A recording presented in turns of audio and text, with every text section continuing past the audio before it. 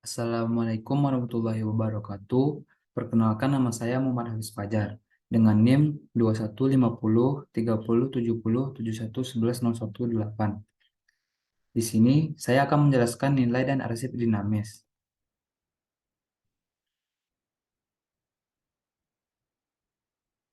Pendahuluan. Pada era globalisasi seperti saat ini, informasi merupakan hal yang sangat penting dalam berbagai kegiatan yang dilakukan oleh manusia. Berbagai macam dokumen dan media telah tercipta untuk kemudahan dalam menyimpan, mencari, dan menyebarkan informasi.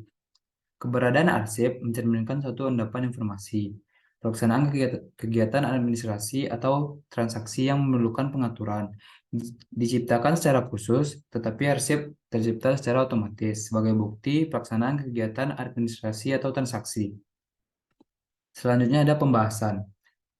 Arsip dinamis adalah arsip yang dipergunakan secara langsung dalam perencanaan, pelaksanaan, dan pada umumnya digunakan dalam penyelenggaraan kebangsaan atau dipergunakan secara langsung dalam penyelenggaraan administrasi negara. Arsip yang kita kenal ini sebenarnya berasal dari kata Belanda, archive, yang bersumber pada kata Yunani archeon, artinya gedung, kota, kuno, atau archivo, artinya gedung. Dari kata arsip ini berkembanglah kata imbuhan, seperti kearsipan, pengarsipan, arsiparis, dan ilmu kearsipan. Arsip dinamis tidak dapat dipisahkan dari kegiatan operasional suatu lembaga. Hal ini disebabkan karena lembaga tentunya menjalankan kegiatan operasional. Dalam menjalankan kegiatan operasional, maka lembaga tersebut harus mempunyai bukti autentik yang sah.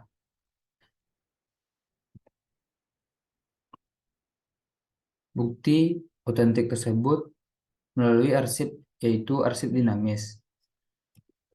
Fungsi arsip dinamis dibagi menjadi tiga macam, yaitu satu, arsip dinamis aktif, ialah arsip yang masih sering digunakan bagi kelangsungan kerja. Yang kedua, arsip dinamis semi aktif, yaitu arsip yang frekuensi penggunanya sudah mulai menurun. Yang ketiga, arsip dinamis inaktif, adalah arsip yang jarang sekali dipergunakan dalam proses pekerjaan sehari-hari. Setiap arsip mempunyai nilai guna masing-masing.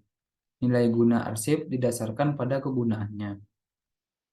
Ditinjau dari kepentingan organisasi, arsip dinamis dipergunakan dalam lingkup kegiatan dan disimpan sebagai bukti kebijakan dalam aktivitasnya yang masih dipergunakan secara langsung dalam kegiatan perkantoran sehari-hari. Dengan demikian, arsip dinamis memiliki ciri-ciri seperti arsip yang masih aktual, yang berlaku secara langsung, diperlukan dan dipergunakan dalam penyelenggaraan administrasi sehari-hari. Yang kedua, arsip yang senantiasa masih berubah nilai dan artinya menurut fungsinya. Yang ketiga, pada dasarnya arsip dinamis bersifat tertutup. Oleh karena itu, pengelolaan dan perlakuannya harus mengikuti ketentuan tentang kerahasiaan surat-surat. Berdasarkan apa yang telah disebutkan di atas, maka arsip dinamis mempunyai karakteristik tersendiri yang tentunya membedakan arsip dinamis dengan arsip lainnya, seperti arsip statis. Ciri-ciri arsip dinamis yaitu aktual dan berlaku secara langsung, masih berubah nilai dan artinya menurut fungsinya, dan bersifat tertutup. Selanjutnya ada karakteristik arsip dinamis. Karakteristik pertama ialah arsipnya masih bersifat aktual, sehingga dipergunakan dalam penyelenggaraan administrasi sehari-hari. Sedangkan arsip statis biasanya tidak dipergunakan dalam kegiatan administrasi sehari-hari. Arsip statis digunakan hanya untuk menemukan historical value yang terkandung di dalam arsip statis. Selanjutnya ada karakteristik yang kedua, yaitu arsip dinamis senantiasa berubah nilai menurut fungsi yang akan digunakan di lembaga yang menggunakan. Selanjutnya ada karakteristik yang ketiga. Karakteristik ketiga adalah prinsip daripada arsip dinamis itu bersifat tertutup. Hal ini disebabkan untuk menjaga autentik kerahasiaan nilai arsip dinamis. Karena arsip dinamis itu dipergunakan dalam administrasi suatu lembaga negara.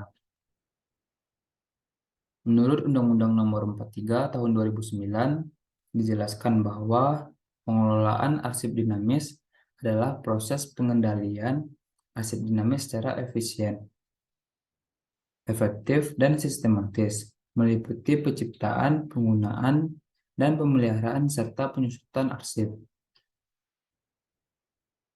Jadi, dapat disimpulkan bahwa pengelolaan arsip dinamis adalah proses pengendalian arsip dinamis secara efisien, efektif, dan sistematis, meliputi penciptaan, penggunaan, dan pemeliharaan, serta penyusutan arsip. Selanjutnya ada tahap pengolahan arsip dinamis.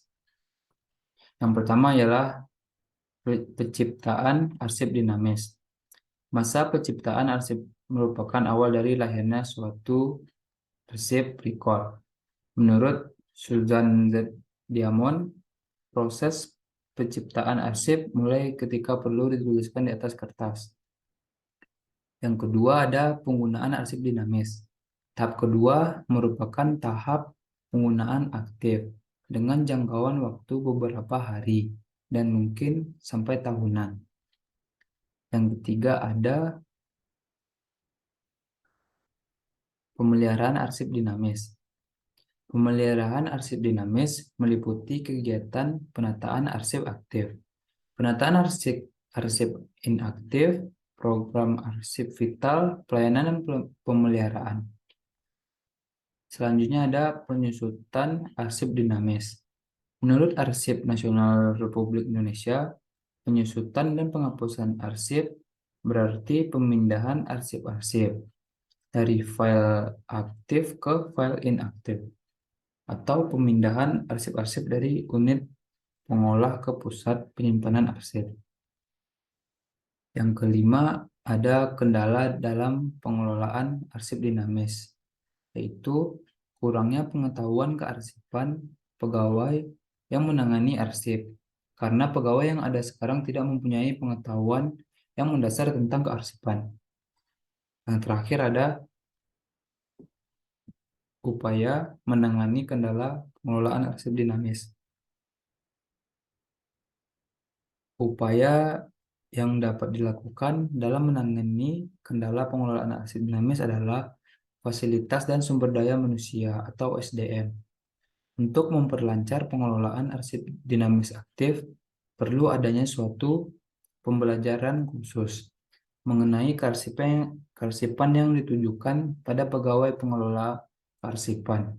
Dan perlu adanya penambahan pegawai yang memenuhi syarat sebagai seorang arsiparis.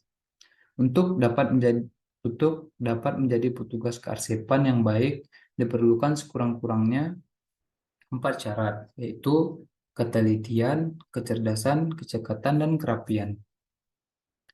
Arsip dibuat dengan tujuan agar setiap individu maupun organisasi yang membutuhkan informasi mudah untuk mencari secara cepat dan tepat, menghemat waktu dan tenaga, menghemat tempat penyimpanan, jaga kerahasiaan arsip itu sendiri, maupun informasi yang tergantung di dalamnya, dan menyelamatkan pertanggungjawaban perencanaan, pelaksanaan, dan penyelenggaraan kegiatan kemasyarakatan.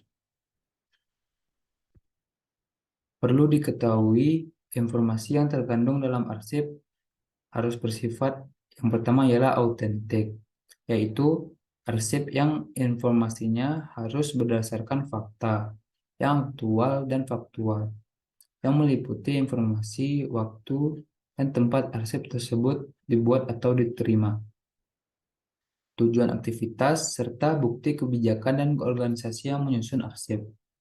Selanjutnya ada legal, di mana arsip harus memiliki upaya dokumentasi yang mampu mendukung tugas dan juga kegiatan serta berfungsi sebagai bukti resmi atas pengambilan kebijakan dan pelaksanaan kegiatan. Selanjutnya ada unik. Setiap arsip mempunyai kronologi dan tidak disusun secara serentak. Yang keempat ada terpercaya. Setiap arsip harus dapat digunakan dan dipercaya sebagai bukti yang faktual dan sebagai bahan mendukung pelaksanaan kegiatan. Yang terakhir ada kesimpulan. Berdasarkan fungsinya arsip dibagi menjadi dua, yaitu arsip statis dan arsip dinamis. Arsip statis tidak dipergunakan dalam kegiatan sehari-hari, sedangkan arsip dinamis dipergunakan dalam kegiatan sehari-hari.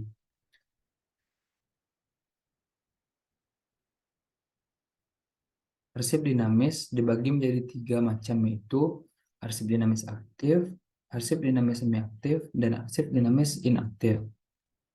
Arsip dinamis merupakan arsip yang sangat penting keberadaannya. Oleh sebab itu, arsip dinamis harus dikelola dengan baik.